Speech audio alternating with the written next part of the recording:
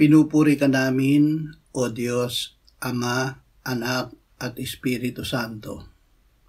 Salamat, Ama, na ibinigay mo sa amin si Jesus na iyong anak na namatay para sa aming kasalanan, iyong muling binuhay, iniakyat at iniluklok sa iyong kanan sa langit.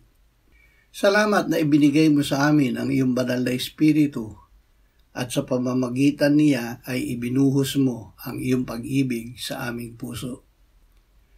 Ama, salamat na ang iyong anak ay magbabalik. Ikaw mismo ay maninirahang kasama namin. Papahirin mo ang luha sa aming mga mata. Hindi na magkakaroon ng kamatayan, pagdadalamhati, pagtangis o kirot, sapagkat ang mga unang bagay ay lilipas na.